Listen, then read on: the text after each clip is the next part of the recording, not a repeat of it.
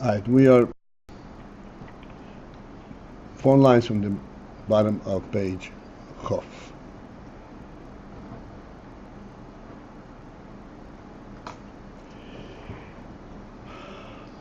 We start off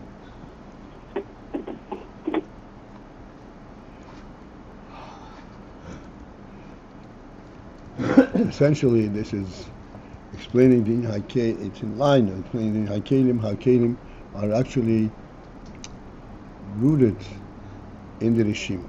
What is this Rishima? What is the Hakelim? So we started saying, talking about the Zayin, Shem, Shin, and Mechokim, the names with which we call Hashem. But there are many different references. There are descriptive references, but then there is proper references. This is called names.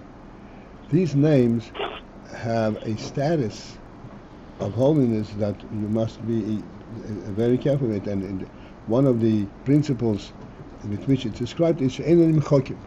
They may not be erased.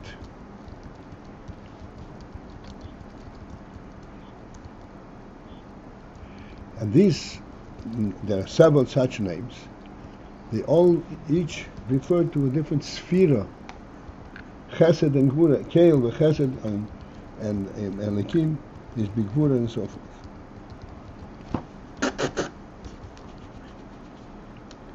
So to start off, we pointed out that this Chesed is not referring to the Oir HaChesed.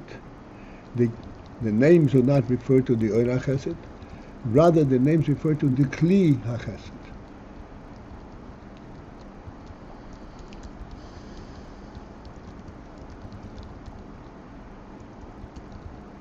Which is described in here as being chesed mamash. Chesed mamash, we explained, means the chesed that expresses itself in the form of chesed. Not the sense of chesed, but the actual form of chesed.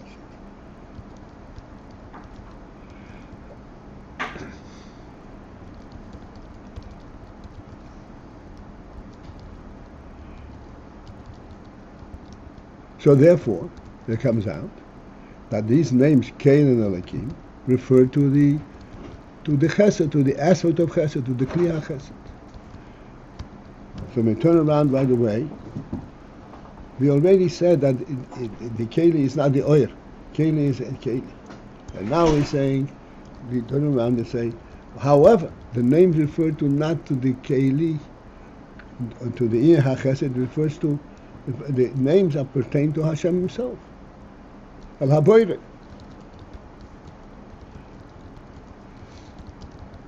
How do we join these two principles together?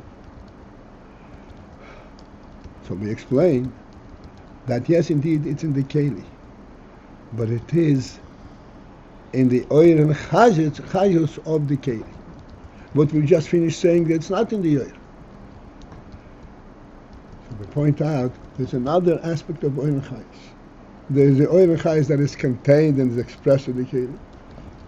And there's the Oir and Chayus that is the Chayus of the Keli itself, that makes the Keli be. This Oir and Chayus of the Keli itself, this is what we refer to by the names Keli and Elikim.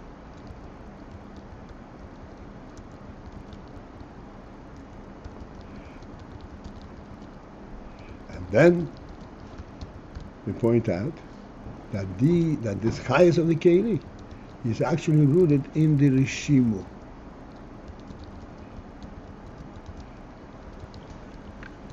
In other words, whatever explanation we are giving now, it has to explain.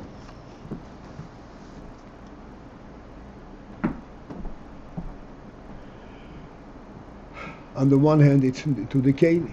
On the other hand, It's not the Keli, it's Haboira, it's the Creator himself. The names refer to the Creator.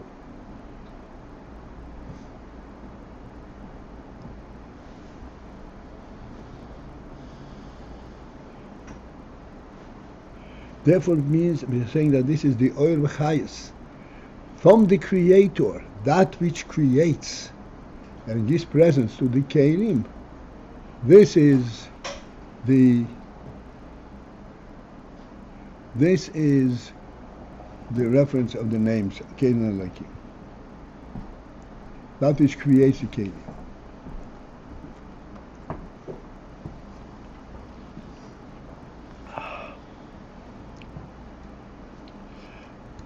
And in precise terms, this refers to the Rishimu. The Rishimu is that which is the source and creates the Kelim. So we started talking about this yesterday. What is the Rishimu? First, we gave the example of the men getting himself out of bed, and we found that no oir, no seichel is going to get him out of bed. Get him out of bed is a completely different thing. It's a kind of an essential element.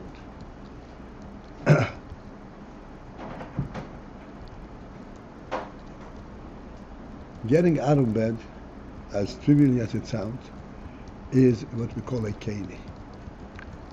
In other words, there is the oil, the inyan, what am I getting up for, and what am I going to do, and so forth. There is the compelling element in this, and then there's a practical, factual element. All of the sense of right and wrong finally gets summarized in the factual element. And the factual element is rooted in the fact, hey, this is reality. It's not a question of right and wrong, good and bad. It's a question of reality. And that's when it happens.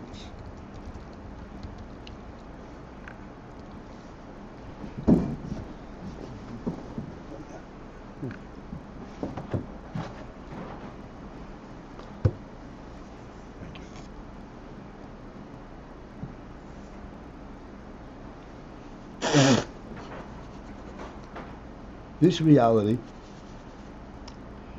is a sense in the person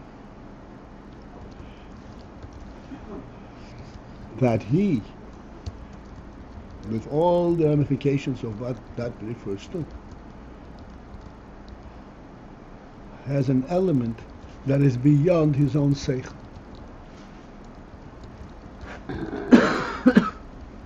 Beyond his own feelings. He is part of a bigger reality. And he has to participate in this bigger reality. Not because it's right and wrong, because that's what he is.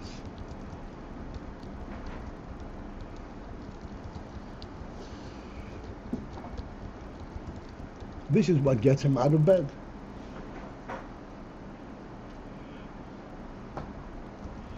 So then we went to use that analogy to the Rishim. So what's a Rishim? Rishim means a trace. In simple terms it means, where do we have a trace? If you have a dvar seichel, and the dvar seichel is very engaging and very revealing.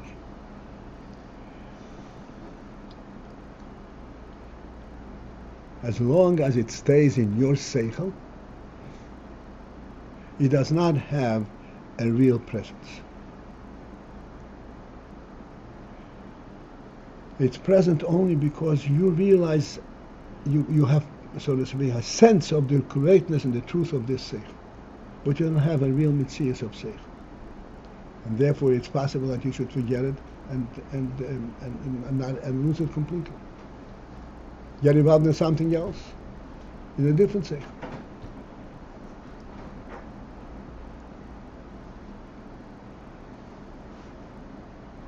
When you realize that this seichel is not just my experience, but this is a primary truth.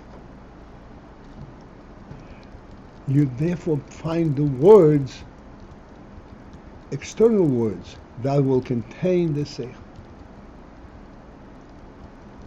And this is what you write down on paper. Once it's written down on paper, then even if the paper, the writing gets erased and you cannot no longer read the full content and get the message out of it, one thing you do have, that you know there was something here that is so real that it was written down.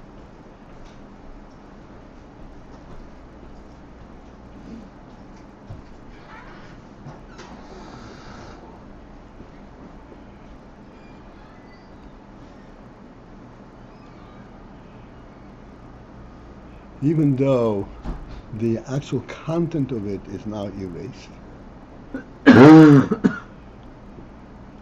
nonetheless, it is still carrying a very profound message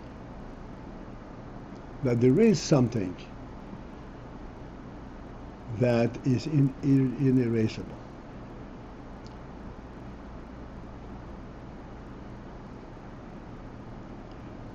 This inerasable element comes to expression, like in a person.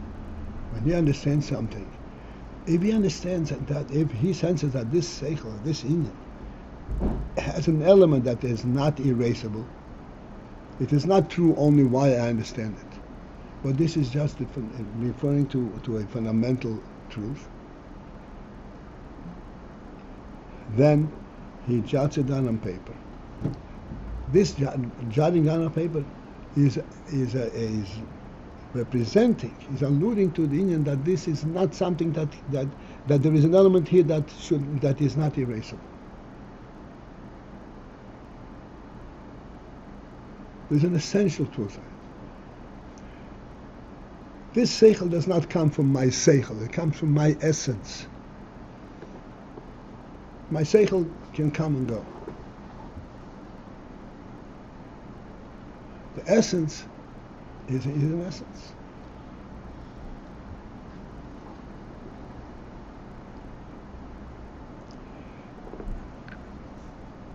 In human terms, we explained many times, there's a profound difference between, before I go there, we all know that sight is the most convincing experience we have. When you see something by sight, it's real. Totally undeniable.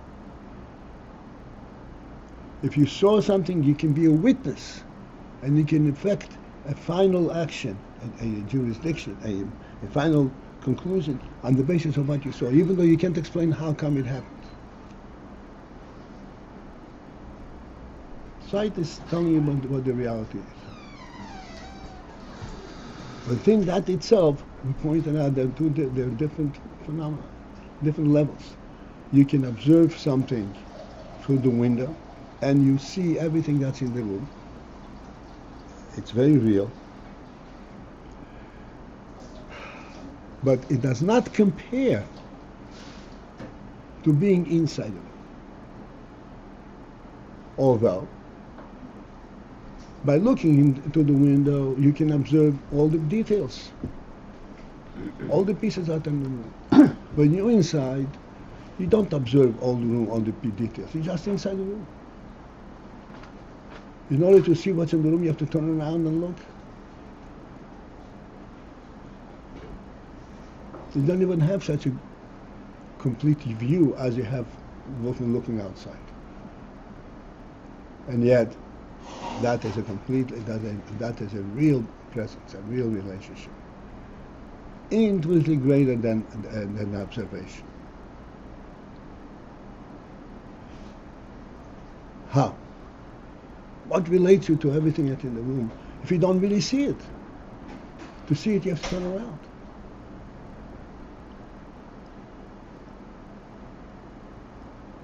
There's a dimension, a completely different dimension. The reality.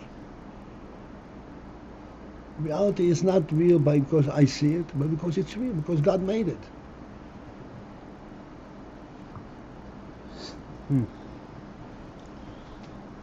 I think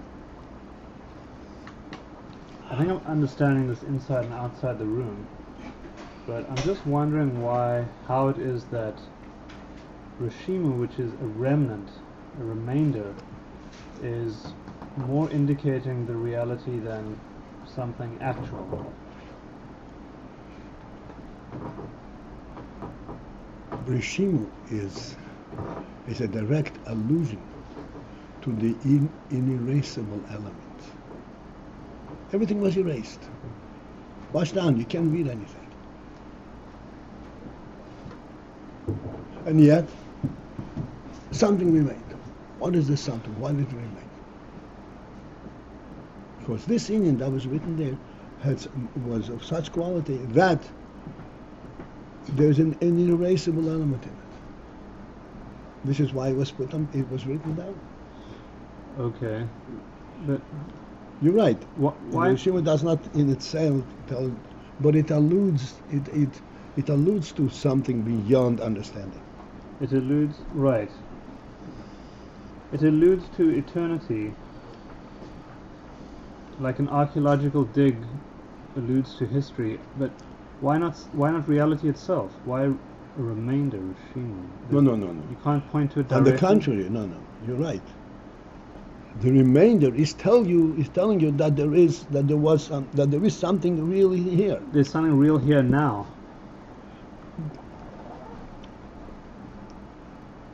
Real here now is the same as observing.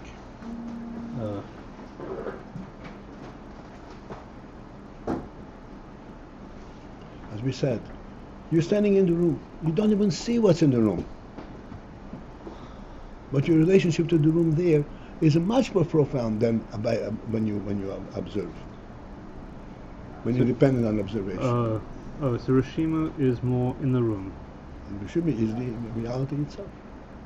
And that's because it's showing on an independence from observation. It's just like reality itself, no qualities, yeah? Mm-hmm.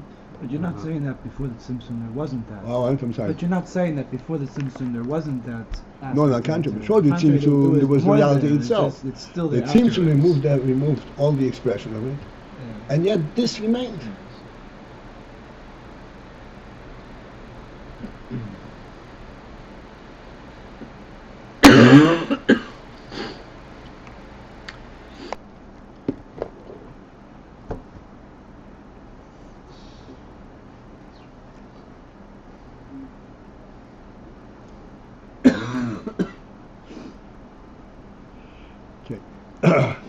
We can just bringing you out so we should start. We can be able to start inside.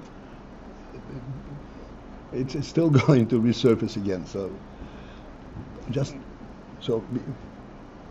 we basically have a sense of what we're talking about. 4 lines from the bottom, page Chof. V'achayus shel hakelim atzmon. The chayus of the kelim themselves. Again, chayus of the kelim themselves means what compels that there should be a kelim.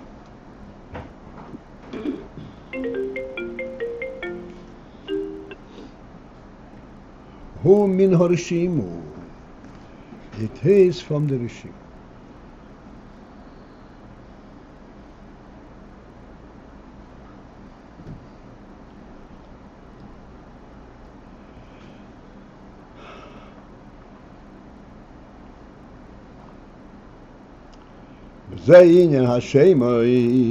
And thus this is the principle of the names Kael and Elohim. There is names Kael and Elohim which we said we refer to Hashem himself. Shehein hamshochos mibechinas harishimu. Kael and Elohim, these are hamshochos mibechinas harishimu, from the aspect of the Rishimu. Lahabes or lahachis hakelim. to create and to give presence to the kelim.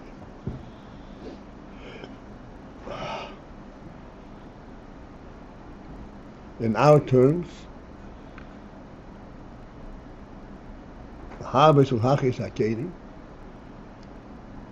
in the simple analogy that we gave, to force a person out of bed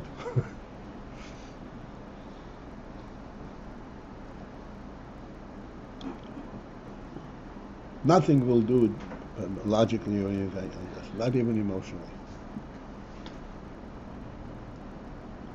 Completely different element. Okay.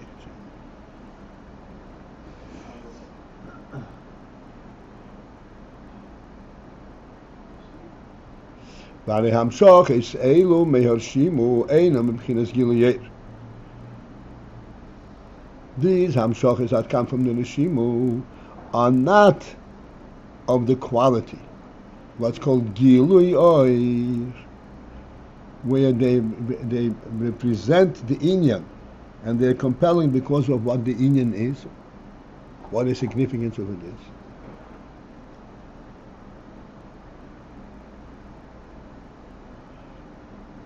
Let's take this into our moshel.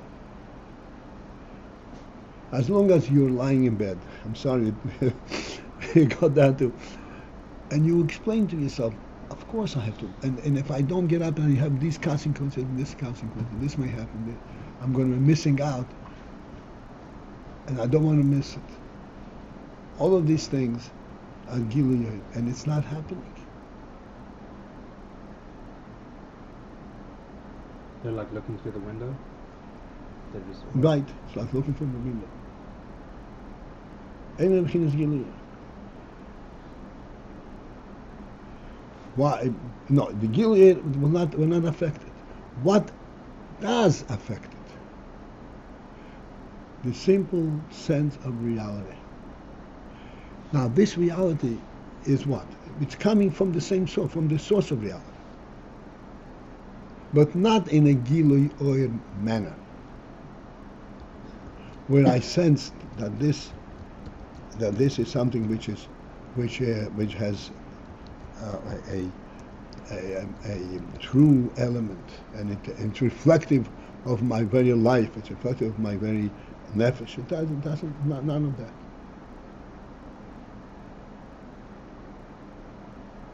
That's why it's called the Rishimu. It's derech richuk.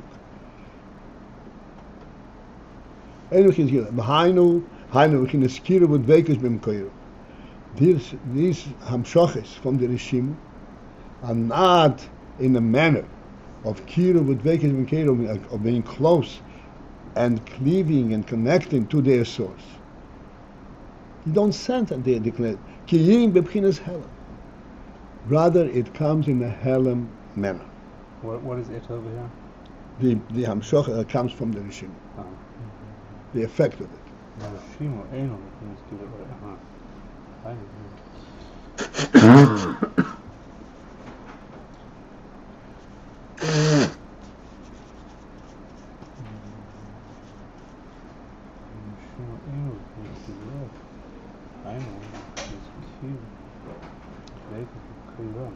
They are not b'chinas kiru, which would mean not b'chinas gilui, which would mean gilui kiru and vekes b'keiro.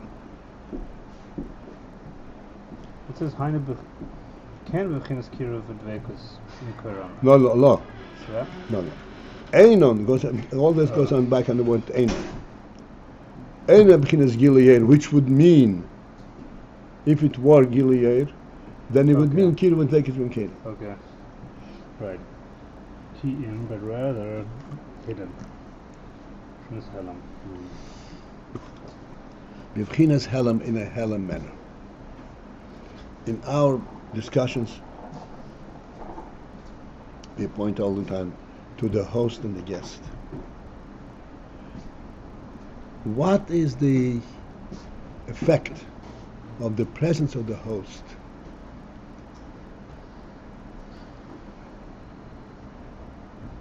in terms of enabling the guest to eat his lunch?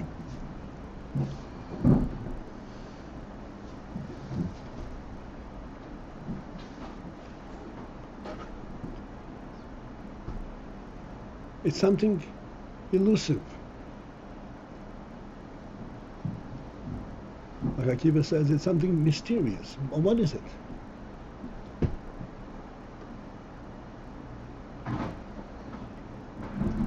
There's no transmission there. There's no interaction there. You can't even identify it. And you know something? It cannot be substituted. It's either him or not.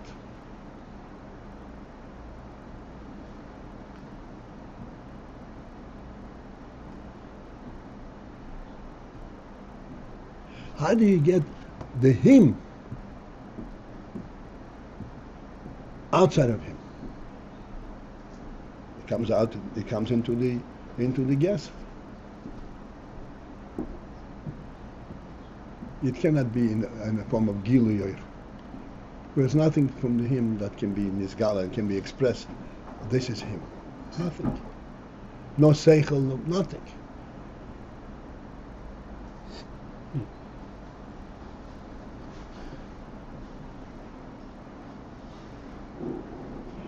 Bebchinas hela is the reality. The reality comes bebchinas helam in a helam manner.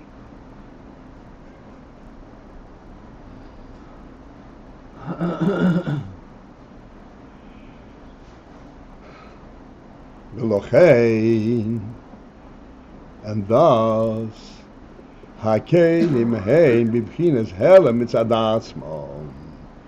Thus it means that the kelim are bebchinas helam, in a helam status, in a helam aspect, mitzad atzmon, the kelim in and of themselves. The kelim are kelim, they're receptacles for the oil. And ultimately through the kelim you can know what the oil is. But that's not the keli itself. The oil can shine through the keli. But it's not the reality of the kelim. The kelim themselves are helam mitzad. In and of themselves there is no chayus in them.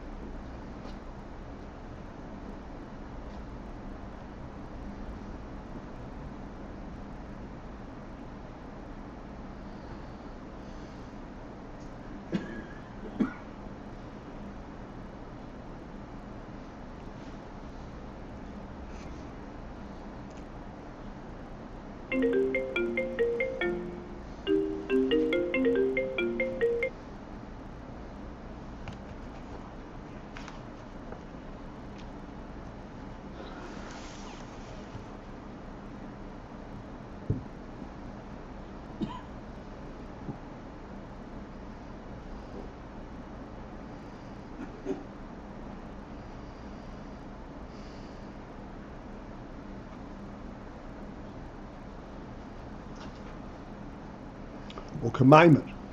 You have to go at least a half a line ahead. Kamaimer, and as it is said,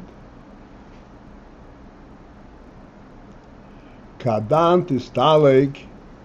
This we say in Pasuk Yoram out of Shabbos also. Kadant is taleg, when you will remove yourself from them, from the kelim. You store, then they remain ki goof of blenishmos. They remain like a goof without an neshama.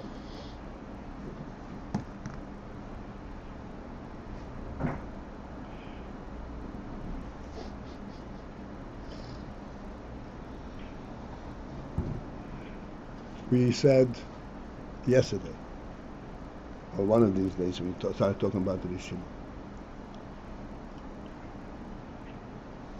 If the final element of chesed, mamash, is in the putting a penny into somebody's hand, into actually give him something, that act of giving in itself can be a rabbinic action. Kigufa blon yishmos.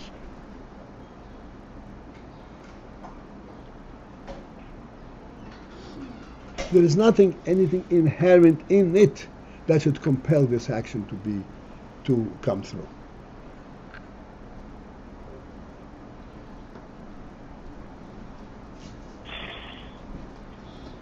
כגוף בלי משמש.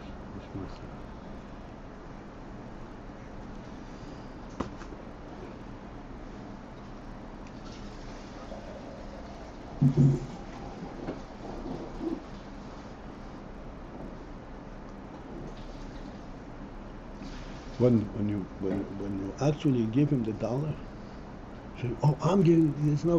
There isn't that personal involvement. I'm doing this action.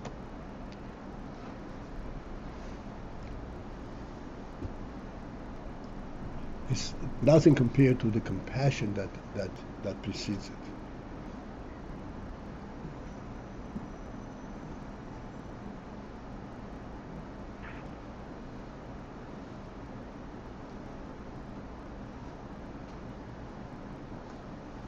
It says that in giving tzedakah, there are different levels in giving tzedakah. The highest level of giving tzedakah is that the recipient does not know who he got it from, and the giver does not know who he is giving it to.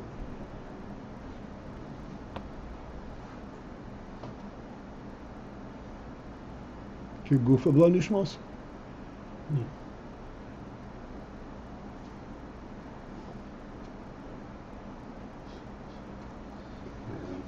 What? It's amazing. I mean, in usual thought, a body without a soul is a corpse. Yeah, but there is a completely different reality behind it.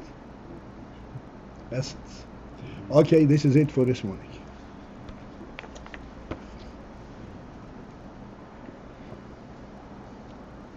Yep. Have a great day.